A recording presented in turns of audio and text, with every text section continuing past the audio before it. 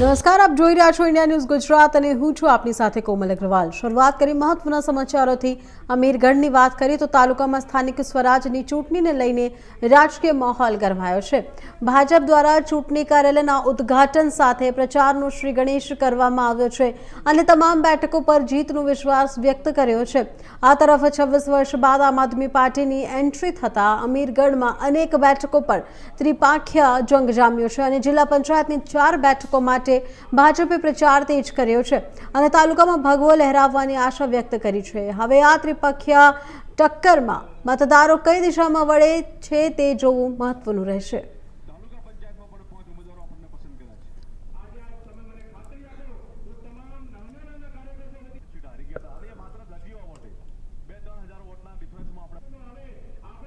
પાલગઢ જિલ્લા પંચાયત સીટના વિજય વિશ્વાસ સંમેલન અને કાર્યાલય ખુલ્લું મૂકવાનો કાર્યક્રમ યોજાયો।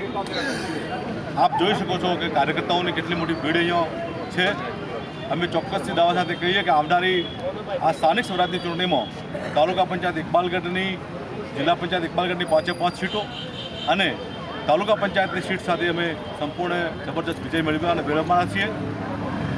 ભારતીય જનતા પાર્ટીની સરકાર ભૂપેન્દ્રભાઈ પટેલ અને હર્ષભાઈ સંઘવીની આગેવાનીમાં જ્યારે કામ કરે છે ત્યારે છેવાડાના માનવી સુધી ખરા અર્થમાં લાભ પહોંચ્યો છે।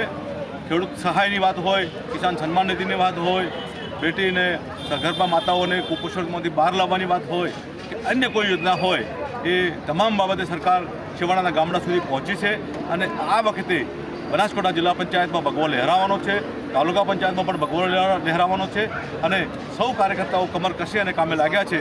એટલે ખૂબ ઉત્સાહનું વાતાવરણ છે। આનંદ અને ઉમંગથી સૌ કાર્યકર્તાઓ કામે સીટ હારી ગયા હતા અને માત્ર દરજીવા માટે